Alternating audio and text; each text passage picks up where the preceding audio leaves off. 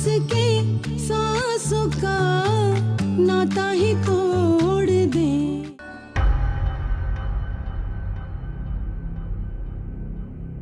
हाँ, जिस हाल में बैठे तुम फिल्म के मजे ले रहे हो, वहाँ बम है, बम, जो ठीक 15 मिनट के बाद फटने वाला है। इसके बाद तुम अपने आलम को बैठ कर रो रही होगी। आलम!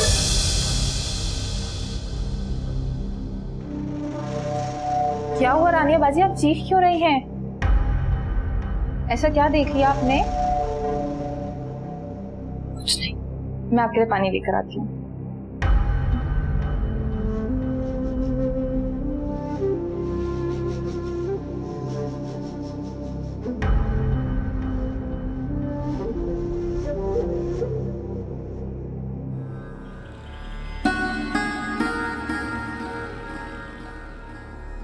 गुलनार, तुम्हें मेरे इदारे के बच्चे कैसे लगे?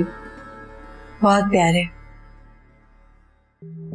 तुम्हें पता है गुलनार, इसमें से बहुत सारे बच्चे ऐसे हैं जिन्हें उनके वालिदैन रात के अंधेरे में मेरे इदारे के बाहर या मेरे घर के गेट के बाहर छोड़ के चले गए, सिर्फ इसलिए कि दिन के उजाले में उनके दामन पर लगे हुए दाग कोई ना देख पाए और वो इस माशरे में सर उठा के जी पाए। और हैरत की बात तो ये है कि मेरे इदारे में बहुत से ऐसे बच्चे भी यतीमी की जिंदगी गुजार रहे हैं जो जायज तरीके से दुनिया में आए हैं और जिनके वालिदैन जिंदा हैं लेकिन किसी को अपने शौहर से किया हुआ रिश्ता निभाना है, किसी को अपनी बीवी को खुश करना है, और ये सब कुछ करने के लिए वो अपनी औलादों को यहाँ तन्हा छोड़ गई। तो अब इन बच्चों का मुस्तकबिल आपसे वाबस्ता है। मेरी कोशिश ये होती है कि इन बच्चों को ऐसी फैमिलीज अडॉप्ट करें जिनको इनकी जरूरत हो, कदर हो, ये उनके लिए खुशी का बायस हो, बोझ न बने। मुझे आपके ख्यालात सुन के अच्छा लगा। काश सब लोगों की सोच आप जैसी हो जाए तो हमारे माशरे में खुशगवार तब्दीली आ सके। आई विश ऐसा हो।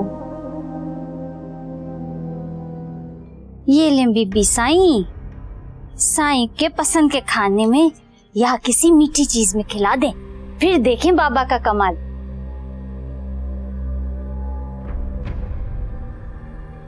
अगर ये काम हो गया ना तो मैं सारी जिंदगी तेरी एहसान मंद रहूंगी। बीबी साईं अल्लाह आपको खुश रखे, सदा सुहागन रखे। अच्छा बीबी, इजाजत है मुझे।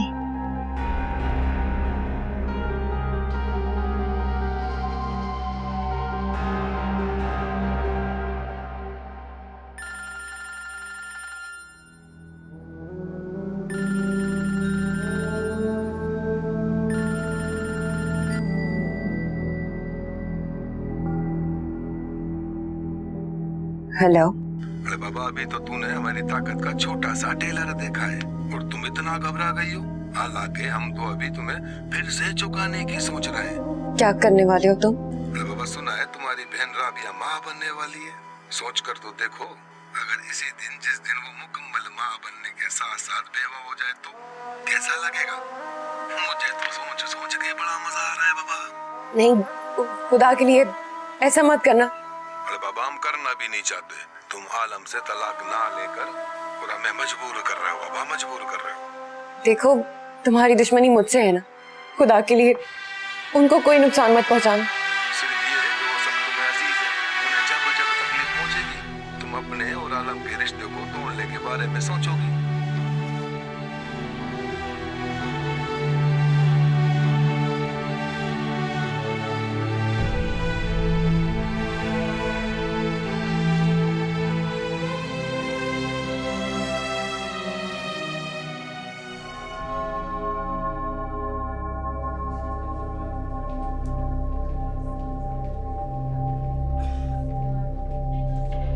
मुबारक हो गुलनार, क्या बेटा हुआ है।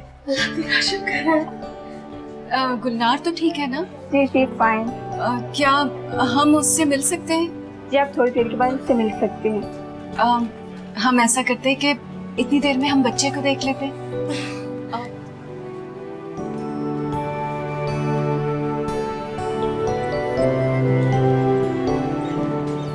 यार आज रानिया नहीं आई। मैंने उसे कॉल की, उसने मेरी कॉल भी रिसीव नहीं की। तुमसे कुछ कहा है क्या? नहीं, मुझसे तो कुछ नहीं कहा। यार अगर कुछ पता है तो उसको बता दो, वरना बेचारा पूरा दिन खुलता रहेगा। अब ऐसा भी नहीं। हाँ अलबत्ता इतना जरूर है कि रानिया मुझे काफी डिस्टर्ब लगी। क्यों? I don't know। तो फिर एक काम करो, तुम उसके घर चक्कर लगा लो। वैसे भी तुम्हारे पास वहाँ आने जाने का परमिट तो नहीं, यूँ अच्छा नहीं लगता। क्यों अच्छा नहीं लगता? भाई इन दोनों का निकाह हुआ है। हाँ, मगर अंकल की गैर मौजूदगी में जाना अच्छा तो नहीं लगेगा ना। मारिया ठीक है, मुझे भी इस तरह जाना पसंद नहीं। वाह भाई, तुम तो मशरकी लड़के निकले। मेरा दिल चाह रहा है इस वक्त कि तुम्हारी दुल्हन को रुखसत करवाने के बजाय तुम्हें रुखसत कर दूं। Please just shut up. एक काम करो, तुम रानी के घर चक्कर लगा लो, बल्कि मैं तुम्हें खुद ड्रॉप कर देता हूँ। सही है ना? हाँ, ये ठीक रहेगा। ठीक है, ठीक है। कितनी अजीब बात है ना पुलवामा। जिस शख्स ने मुझे जमाने के सामने ठुकरा दिया, जो मुझे तहफ्फुज़ देने के बजाय दरबदर कर दिया, जिसने अपनी ख्वाहिशात के बदले मेरी गैरत का सौदा कर दिया। मुझे दुनिया में सबसे ज्यादा जिस शख्स से नफरत है, आज उसी की याद मुझे शिद्दत से आ रही है। दिल चाह रहा है कि कोई मुआवजा हो जाए और वो मेरे सामने आ जाए।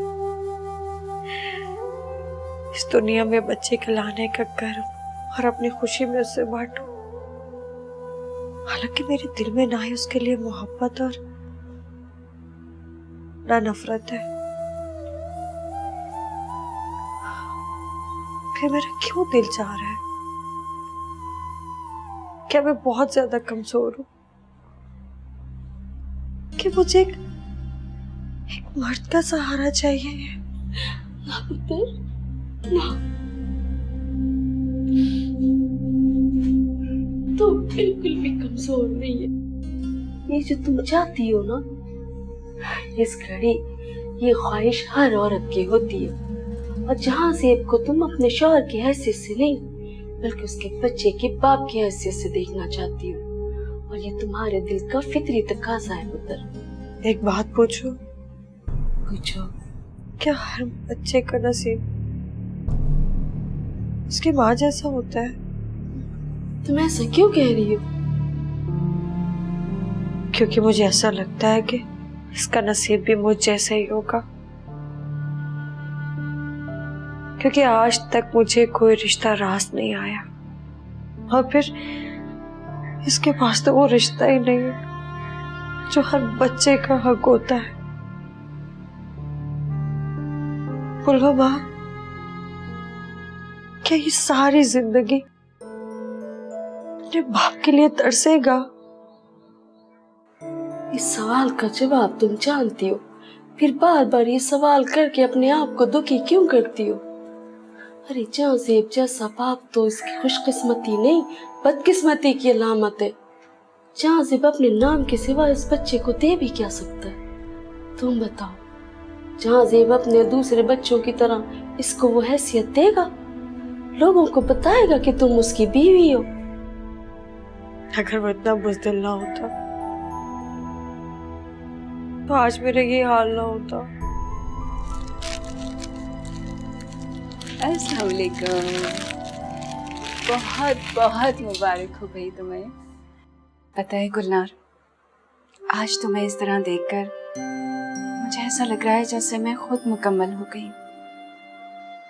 वरना इस ख्वाहिश को तो मैंने पता नहीं कितनी जिम्मेदारियों तले दबा दिया था। अब आपकी एक और जिम्मेदारी बढ़ गई है। अरे भाई, ये कौन सी जिम्मेदारी है? इसका नाम भी आप लोगों ने रखना है। नहीं नहीं भाई, ये तो सिर्फ तुम्हारा हक है। मगर ये हक मैं आप लोगों को देती हूँ। नफीस तो वैसे भी बहुत बेचैन हो रहे थे नाम रखने के लिए। ठीक है, मैं उनसे बात करके फिर तुम्हें बताती हूँ। जैसे आपकी मर्जी। रानिया, इस तरह घर बैठने का क्या मतलब है? जानती हो आलम तुम्हारे बारे में बार बार पूछ रहा था। इस तरह करोगी तो उसे यकीन हो जाएगा कि तुम जरूर उससे कोई बात छुपा रही हो, इसलिए छुप कर बैठी हो। मैं आलम से झूठ नहीं बोल सकती मारिया, और ना ही उन्हें सच बता सकती। तो कैसे करूं उनका सामना? उनके सामने जाऊंगी तो वो मुझसे पूछेंगे कि उस आदमी ने दोबारा मुझसे राब्ता कायम करने की कोशिश की। तुम मुझे सिर्फ ये बताओ कि तुम सिर्फ आलम से सच छुपाने की खातिर उसका सामना नहीं करना चाहती, या उस शख्स ने तुम्हें आलम से दूर रहने के लिए कहा है और इस वजह से तुम आलम से मिलने और उससे बात करने से कतरा रही हो?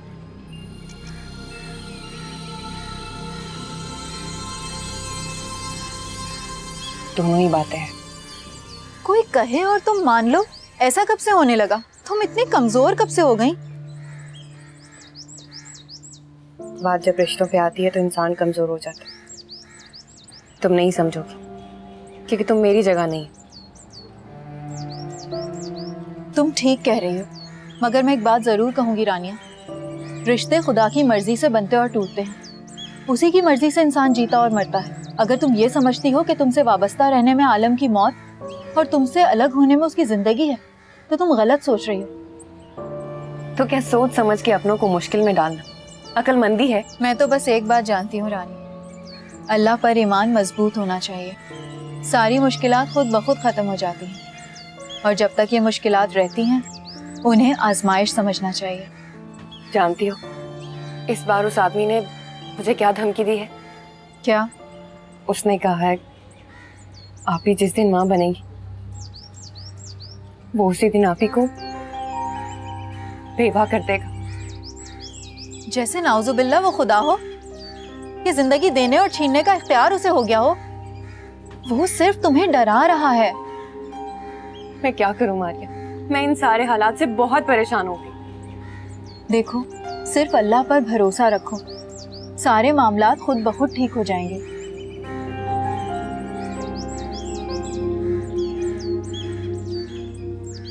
जैसे ही हमें बेटा आपकी खबर मिली, हम सारे काम छोड़कर आपको देखने, आपसे मिलने चले आए, है ना? और आपको पता है, गुलनार ने इसका नाम रखने की जिम्मेदारी हम दोनों को दी है। अरे ये कैसे हो सकता है भाई? ये हक तो गुलनार का है। इसने पता नहीं क्या क्या सोच के रखा होगा। भाई मैं तुमसे इतनी बड़ी खुशी नहीं छीन सकता। नाम तो तुम ही रखोगी। अगर आप लोग नाम रखेंगे तो मेरे लिए खुशी की बात होगी, और अगर नहीं रखेंगे तो इसे मैं पप्पू कह के बुलाऊंगी। अरे अरे अरे ये क्या गजब कर रही हो भाई, ऐसा बिल्कुल नहीं करना। देखिए, मेरे बेटे का नाम बहुत अच्छा होना चाहिए। हाँ, नाम अच्छा होना चाहिए। मेरे ख्याल से इसका नाम अब्दुल कुद्दूस रख दो। नहीं नहीं, सोचते इसका नाम होना चाहिए अच्छा सा साहिर। कैसा रहेगा? कि अच्छा रहेगा। गुड। बस तो ठीक है, आज से हमारे शहजादे का नाम साहिर है। चलो भाई फुलवा, इसी बात पे मुंह मीठा कराओ, जल्दी से मिठाई लेकर आओ। इसको देखो, बातें याद जा ले रही। आए। हाँ भाई, तुम तो लो भाई इसे। माशाल्लाह माशाल्लाह, जस्ट लाइक फ्रेंड्स। आप लोगों ने मुझे बुलाया। हाँ गुलनार,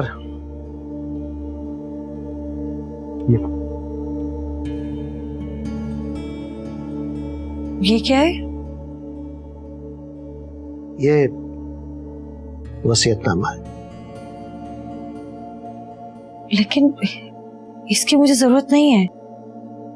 आप ऐसा क्यों कर रहे हैं? जिंदगी का कोई भरोसा नहीं है गुलनार, इसलिए मैंने अपनी जिंदगी में ही वसीयतनामा तैयार करा लिया, जिसकी रूह से इस तमाम जायदाद की मालिक अब तुम हो। ऐसी बातें क्यों कर रहे हैं? अल्लाह आपको लंबी उम्र दराज करे। देखो, अल्लाह ने हमें तो औलाद से नवाजा नहीं, अब हमारे बाद ये सब कुछ तुम्हारा और साहिर का ही होना है ना, तो अभी क्यों नहीं? आप लोग मेरे बारे में क्या जानते हैं जो ये सब कर रहे हैं? वो सब कुछ जो तुमने हमें नहीं बताया।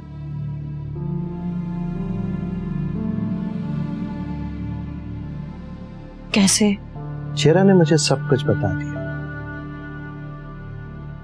मैं जानता हूं कि तुमने कितना जुल्म सहा है, लेकिन मैं तुम्हारे तमाम दुख तो खत्म नहीं कर सकता, लेकिन तुम्हें इतना मजबूत जरूर कर सकता हूं कि आने वाली जिंदगी का तुम अच्छी तरह मुकाबला कर सको, उसका सामना कर सको।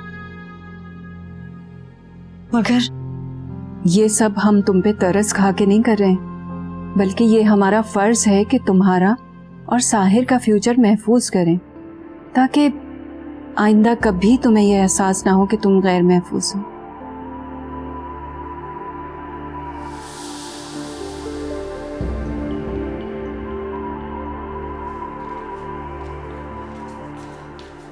क्या हुआ पुत्र? उन्होंने तुम्हें क्यों बुलाया था पुत्र? कहीं उन्हें तुम्हारे मासी का पता तो नहीं चल गया? वो मेरे माजी के मुतालिक सब जानते हैं माँ। क्या? ये सब होने के बावजूद उन्होंने मुझे इस छत के तले बना दी, बल्कि अब सब कुछ मेरे नाम कर दिया है। वाकई? अल्लाह ने इस नेकी का अजर दे पुत्र। मुझे तो यकीन ही नहीं हो रहा कि दुनिया में ऐसे लोग भी होते हैं। ये सब कुदरत की मेहरबानी है पुत्र। वो हम लोगों को बुरे लोगों में शामिल करके हमारी आजमाइश करता है, उसके बाद हमारी झोली खुशियों से भर देता है, अपनी रहमतों का यकीन दिलाने के लिए।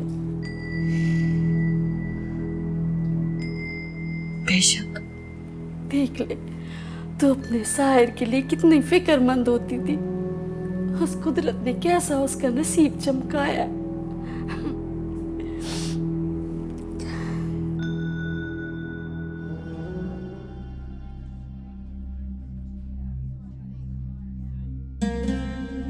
कहीं ऐसा ना हो कि शहाब भाई जाए और वो फोन वाला शख्स अपने इरादों में कामयाब हो जाए और शहाब भाई को नुकसान पहुंचाए।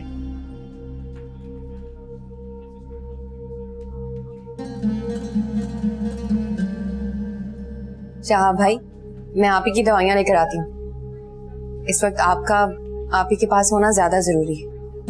हाँ शहाब, रानिया ठीक कह रही। अंकल खामखा रानिया को तकलीफ होगी। नहीं शहाब भाई, आप ही आपकी बीवी होने से पहले मेरी बहन थी, इतना तो हक बनता है ना मेरा। चलो रानिया बेटा, मैं तुम्हारे साथ चलता हूँ। जी जी अबू।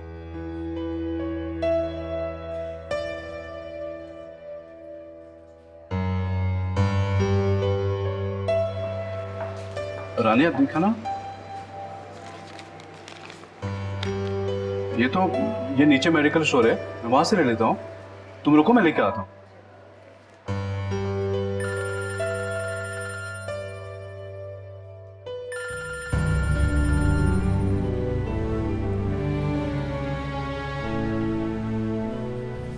हेलो।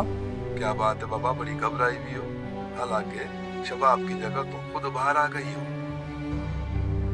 देखो, तुम्हारी जो भी दुश्मनी है वो मेरे साथ है, मेरे घर वालों का क्या कसूर है? शबाब की जिंदगी हमने बख्श दी है, क्योंकि इस बार हमने कुछ और सोचा है। क्या? इस मर्तबा तुम्हारा कोई ऐसा नुकसान करना चाहता हूँ जो सारी जिंदगी तुमको याद रहे, सारी जिंदगी। अब मैं तुम लोगों को जो दुख दूंगा ना, इस पर तुम लोगों के सामने आंसू तो बहा सकते हो, मगर कुछ कर नहीं सकते हो। Hello hello.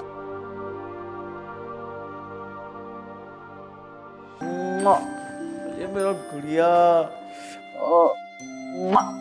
हम कौन है? हम आपके पापा हैं, है ना? हम आपके पापा। और ये कौन है? ये आपकी मम्मा है। और आप ना अपने पापा की जिंदगी में एक नई शहर बनकर आई हैं, इसलिए आपके पापा अपनी शहंशाह को वेलकम कहते हैं। राबिया तो बहुत प्यारी है माशाल्लाह, बिल्कुल तुम्हारे जैसी। Trust me. आप खुश हैं ना? Of course I am. पता नहीं, मुझे ऐसे क्यों लगता था कि शायद आपको बेटे की ख्वाहिश है। राबिया, मैं हमेशा से तन्हा रहा हूँ। भाई की कमी तो दोस्त पूरी कर दिया करते थे, लेकिन बहन की जगह हमेशा खाली रहती थी। और आज ये तोहफा देकर तूने जैसे मेरी जिंदगी मुकम्मल कर दिया, जैसे मेरी जिंदगी का खालीपन भर दिया। Thank you Rabia. Thank you so much. Allah हमारी खुशी को इसी तरह सलामत रखे। आमीन। गुलनार, मैं बहुत खुश हूँ कि तुमने बहुत जल्दी इस इदारे की जिम्मेदारियां संभाल ली। ये तो आप लोगों की रहनुमाई का नतीजा है। अगर आप लोग मेरा साथ ना देते तो इतना बड़ा काम अकेले में संभाल नहीं सकती थी। ये तो तुम्हारी इनकिसारी है। हकीकत बात तो ये है कि तुम जानती हो कि तुम कितनी काबिल हो। वैसे भी जब हम चले जाएंगे तो सारी जिम्मेदारियां तुम्हें अकेले ही उठानी है ना। कहाँ जा रहे हैं आप लोग?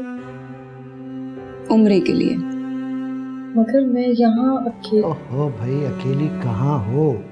अम्मा, फुलवा, सहर, नौकर चाकर सभी तो मौजूद है। और फिर हम वहां जाके तुम्हें रोजाना फोन करें। अगर आप लोग कहीं और जा रहे होते तो मैं मना भी कर सकती थी, लेकिन जहाँ जा रहे हैं उसके लिए रोक भी नहीं सकती। फिक्रमंद होने की कोई जरूरत नहीं मुझे, बल्कि हमें यकीन है कि तुम सब कुछ संभाल लो।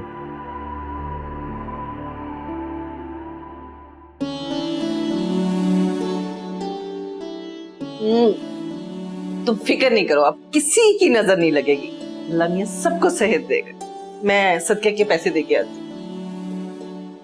अबू, कितनी खूबसूरत है ना सहर, बिल्कुल मेरे जैसी। जी नहीं, देखने ही नहीं, इसका मुंह नहीं बना हुआ, बल्कि ये मुस्कुरा रही है। इसका मतलब है ये अपनी मारिया खाला पे गई है। जी, खुशफहमी है आपकी। अरे भाई तुम दोनों लड़ो मत, मुझे बताओ, मैं बताता हूँ किस पे गई है, मैं देखता हूँ। शाबाश। देखो भाई, ये अपनी मामा पे गई है ना? हाँ। लो भाई तो। माशाल्लाह, ओ ले ले ले, ओ ले ले, ओ नहीं नहीं, हालांकि पास आ जाओ। तुमने इसका इतना अच्छा नाम रखा है ना, सहर, माशाल्लाह। अब अंकल, मैं और राबिया तो इसका नाम रोशनी रखना चाहते थे, लेकिन जैसे ये मेरे हाथों में आई, जाने क्यों बेख्तियार मेरे मुंह से सहर निकल आया। ऐसा महसूस होने लगा जैसे इससे ज्यादा खूबसूरत नाम इसके लिए कोई और हो ही नहीं सकता। वाह।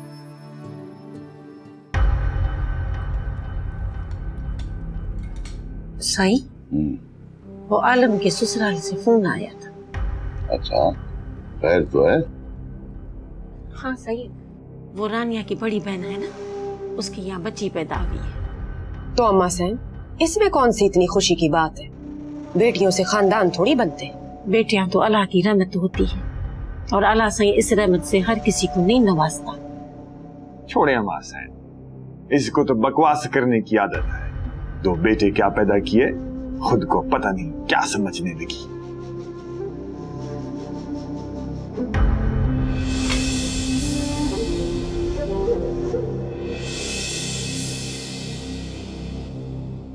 तू सुबह सुबह अपनी जबान को दांतों के बीच में रख लेगा तो तेरी जंजीरें कम नहीं हो जाएंगी।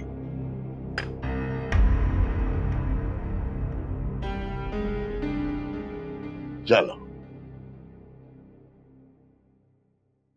हाँ सही, फिर कब चले? भाई मैं तो कुछ और ही सोच रहा हूँ। क्या सही? आलम से हुई है मेरी बात, अगले महीने इम्तिहान है, तो इसका मतलब है कि 2 महीने में हम लोग छुट्टी ले सकते हैं। हाँ साईं, मैं भी आलम के सर पे सहरा देखने को बड़ी बेताब, पर ये मुझे इम्तिहान खत्म हो तो कोई बात हो ना। भाई जा रहे हैं तो रुखसती की तारीख भी ले आए। हाँ साईं, ऐसा ही करें। तो ऐसा करके बच्ची के लिए, घर वालों के लिए और अपनी बहू के लिए वो कीमती चीजें खरीद ले। मैंने ये सोचा है कि बच्ची के लिए सोने की बालियां और 2 कंगन अपने सुनारे से बनवा लो। बनवा ले। पता है मुझे कि तुझे पोती का बड़ा अरमान है। हाँ साईं, पर पता नहीं क्यों शर्मिला को लड़कियों से नफरत है। छोड़ उसे, तू बस आज से खरीदारी शुरू कर ले ताकि चलने की तैयारी करेगा। साईं, शर्मिला को भी ले चले। हाँ ले चलो, लेकिन उसको नाजेब से कहो, उसको समझा दे वहां जाके कोई उल्टी सीधी बात नहीं करे। सहर कहाँ है? अपने कमरे में सो रही है, बड़ी मुश्किल से सुलाया उसे। राबिया, मुझे आपसे एक बहुत जरूरी बात करनी है। हाँ हाँ बोलो। दरअसल बात ये है कि मैं एक बच्चा अडॉप्ट करना चाहती हूँ। अरे ये तो बहुत अच्छी बात है। हाँ, मगर मैं किसी ऐसे इदारे को नहीं जानती जहाँ से बच्चा अडॉप्ट करके मुझे दिली इत्मीनान और सुकून मिले और उस बच्चे को भी कोई मुस्तकिल ठिकाना और उसका मुस्तकबिल संवर जाए। ये तुम्हारी आपा की सोच में इतना बड़ा चेंज कैसे आ गया? सब सहर का कमाल है। उसे देखने के बाद आपा ने भी ये फरमान जारी कर दिया कि उन्हें भी एक बच्ची चाहिए। क्या बात है, हमारी सहर ने तो इस दुनिया में आते ही नहीं क्या शुरू कर दी। इस तरह के इदारे को तो मैं भी नहीं जानती। हाँ, लेकिन शहाब ने एक दफा जिक्र किया था, वो नफीस साहब है ना, उनकी बेगम, वो एक अडॉप्शन सेंटर चलाती हैं। मैं उनसे बात करके तुम्हें बताती हूँ। ये तुम्हारा मुझ पे बहुत बड़ा एहसान होगा राबिया। अरे इसमें एहसान की कौन सी बात है, ये तो बहुत अच्छी खबर है। तानिया, प्लीज जरा सबके लिए चाय बना के लाना। जी आप अभी लाई। चलो। दोबारा उस आदमी की कॉल तो नहीं आई? आई थी। अब क्या कह रहा था? कह रहा था कि वो इस दफा मेरा बहुत बड़ा नुकसान करेगा। तुमने सुना है ना, खाली बर्तन बहुत बोलता है। उसकी भी वही मिसाल है। खुदा करे कि ऐसा ही जैसे तुम कह रही हो। कुछ नहीं होगा, डोंट वरी।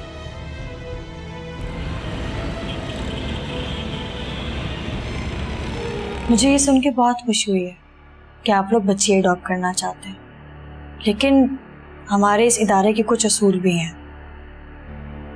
बताइए।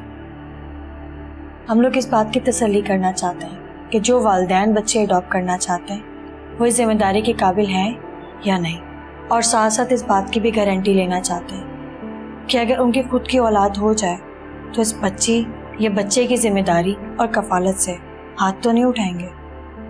हमने काफ़ी डॉक्टरों और हकीमों से इलाज करवाया है, हर जगह से नाउमीदी हुई है। उन सब का कहना है कि हमारी यहाँ अब औलाद नहीं हो सकती। तो आप इस बात से तो बिल्कुल बेफिक्र रहें कि ऐसी कोई नौबत भी आएगी, बल्कि ये अडॉप्ट की हुई बच्ची हमारे लिए सब कुछ होगी, हमारी ज़िंदगी होगी। देखिए वो सब कुछ ठीक है, लेकिन हमें अपनी तसल्ली भी तो करनी है ना। आप अपने घर का एड्रेस, जहाँ आपके हस्बैंड जॉब करते हैं, या फिर अगर उनका कोई अपना बिजनेस है, और अगर आप भी कहीं जॉब करती हैं तो उन सब के एड्रेस चाहिए होंगे। ठीक है, मैं आपको अभी देती हूँ, ये लीजिए।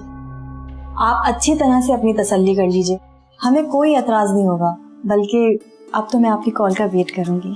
मुझे उम्मीद है कि मैं आप लोगों को खुशखबरी सुनाऊंगी। Thank you so much. चले?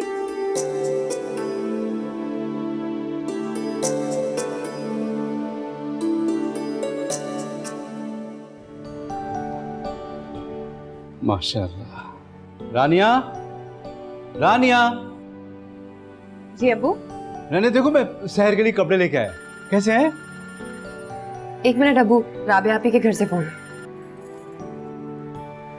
हेलो। नहीं तो क्या?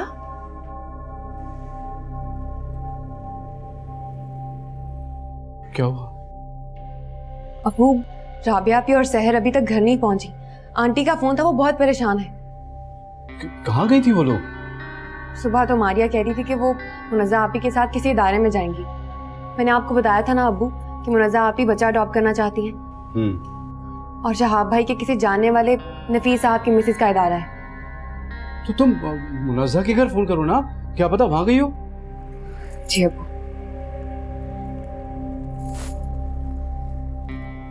हेलो, अस्सलाम वालेकुम मुनज़्ज़ा आपी। जी मैं बिल्कुल ठीक हूँ।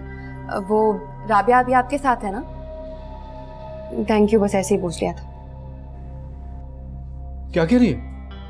मुनज़्ज़ा आपा तो कह रही हैं कि सुबह तक तो उन्हीं के साथ थी, लेकिन वापसी में वो मार्केट ड्रॉप हो गई। शहर के लिए उन्हें कुछ लेना था, और मुनज़्ज़ा आपी को अर्जेंट अपने ऑफिस जाना था। उसके बाद से उन्हें कुछ नहीं पता। या अल्लाह, या अल्लाह, मेरी बच्ची को अपनी अमान में रखना। पता नहीं कहाँ रखी। आंटी कह रही थी कि सबसे पहले उन्होंने हमें फ़ोन किया है। इसका मतलब शहाब भाई को कुछ नहीं पता। आप शहाब भाई को फ़ोन कर दें प्लीज़। उनका कोई जानने वाला हो जिन्हें हम ना जानते हो और वो वहीं पे गई हो। मैं राबिया को फोन करता हूँ पहले। लेकिन अब्बू, राबिया आप ही अपना फ़ोन घर पे ही भूल गई हैं। ये कैसी लापरवाह लड़की है, मुझे इससे ऐसी लापरवाही की उम्मीद नहीं थी। 2 खातून आई थी, मिसेस वसीम और मिसेस शहाब। वो बता रही थी कि उनके शौहर नफीस भाई को बहुत अच्छे तरीके से जानते हैं। हाँ, शाब से खासे पुराने ताल्लुकात। पर खैरियत वो लोग क्यों आई थी? बच्चे ये अडॉप्ट करने आए थे। अच्छा, तो तुमने क्या कहा?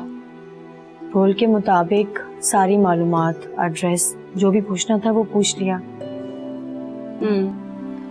वैसे देखने में कैसी लग रही थी? लग तो सही रही थी, लेकिन अब देखना ये कि उनके घर का माहौल कैसा है, कि उस बच्ची को अच्छा मुस्तकबिल मिल सकता है कि नहीं। और सबसे बड़ी बात यह है कि इतना बड़ा फैसला मैं अकेले नहीं कर सकती थी। आप लोगों का मशवरा जरूरी था मेरे लिए। अरे भाई, कल अगर हम ना हुए तब भी तो सारे फैसले खुद ही करोगी ना।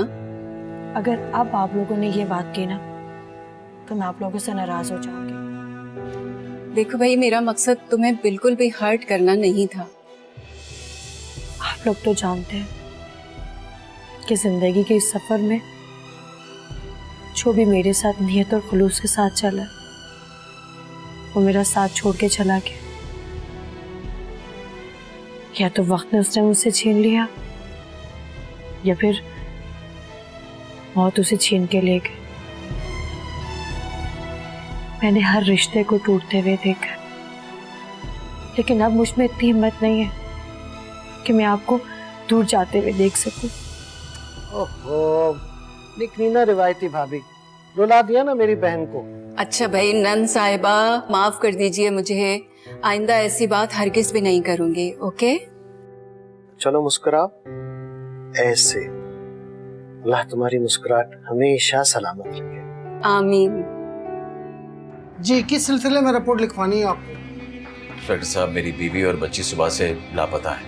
उन्हीं की रिपोर्ट दर्ज कराने हम लोग आपके पास आए। वो जी सुबह से लापता है और आपको अभी ख्याल आ रहा है? जी, सारा दिन ऑफिस में था, जैसे ही पता चला आपके पास मदद के लिए आ गए। मतलब ये कि आपकी बेखबरी की वजह से आपकी बीवी आपको चूना लगाकर निकल भागी। होश में रहकर बात करें। मेरी बीवी इस किस्म की नहीं है और भागने वाली औरतें बच्चों को साथ लेकर नहीं जाती हैं। इंस्पेक्टर साहब, हमारी बेटी एक बाकिरदार लड़की है। हमें यकीन है कि उसके साथ कोई अनहोनी हुई है। वो जैसे कोई एक्सीडेंट या अगवा वगैरह हो सकता है। एक्सीडेंट का तो पता चल ही जाएगा, और जहाँ तक रही बात अगवा की, तो अगवा का भी हम पता लगा ही लेंगे। वैसे आप क्या करते हैं? मैं एक सरकारी मुलाजिम। आपकी किसी से कोई दुश्मनी? नहीं, ऐसी कोई बात नहीं। नहीं तो फिर तो बात साफ है। क्या मतलब है? अगवा तो 2 वजह से होता है, या तो सामने वाली पार्टी तगड़ी हो या फिर कोई दुश्मनी हो। अगर ये 2 बातें नहीं है तो मैं यकीन से कहता हूँ लड़की अपनी मर्जी से भागी है और बच्चे को किसी कूड़े के ढेर पर फेंक गई। बस इंस्पेक्टर साहब, बहुत हो गया। हम आपके पास मदद के लिए आए थे, लेकिन आप सिर्फ लोगों की बेबसी का तमाशा और उनकी तकलीफों का मजाक उड़ाने के लिए बैठे हैं यहाँ पर। हमें यहाँ आना ही नहीं चाहिए था। आप अपने बेटे या दामाद को ये समझाएं कि पुलिस वालों से गुस्से में बात नहीं करें, वरना बंदे हम भी सीधा करना जानते हैं अच्छी तरीके से। देखिए, वो परेशानी में उसको गुस्सा आ गया है। आप प्लीज हमारी मदद करें तो जरा जल्दी पता चल जाएगा। हम आपके पास बहुत परेशानी में आए हैं। अच्छा, आप लोग बैठे, मैं देखता हूँ कि मैं आपके लिए क्या कर सकता हूँ।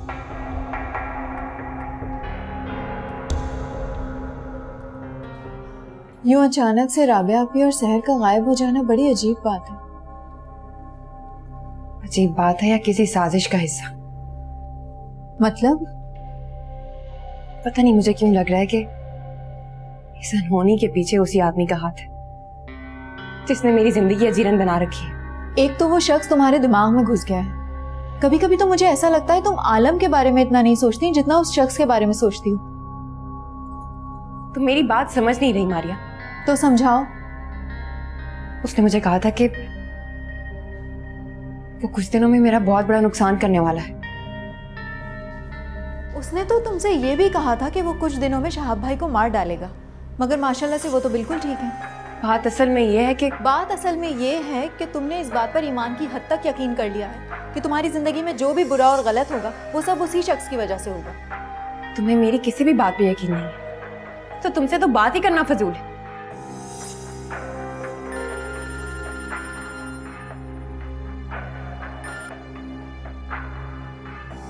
हेलो बाबा, क्या हुआ? तुम्हारी बहन मिली? तुम्हें कैसे पता कि मेरी आपी की तलाश हो रही है?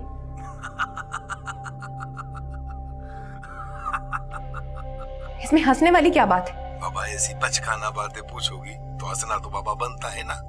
जिस बंदे को तुम्हारे घर के हर इंसान के बारे में पता हो उसे भला ये बात कैसे पता नहीं होगी? क्या मतलब? तुम्हारी बहन और भांजी हमारे यहाँ मेहमान है और एक अच्छे मेजबान की तरह इनकी तवाज़ा करने के बाद उनको घर भेज देंगे। मेरी बात सुनो। हेलो किसका फोन था? मैंने कहा था ना, इस साजिश में उसी का हाथ है। उस आदमी की कॉल ने मेरे शक की तस्दीक कर दी है। मारिया, राबिया आपी और सहर उसी के पास है। मैं क्या करूं? किसको कहूं? वो लोग पुलिस स्टेशन गए हैं। हम उन्हें फोन करके बता देते हैं कि राबिया आपी और सहर का अगवा हो गया है। किसने किया, क्यों किया, इन सब सवालों का जवाब है तुम्हारे पास? हमारे पास कोई सबूत नहीं है। महज एक फोन कॉल सबूत नहीं होता। दिल में जो बस के सांसों का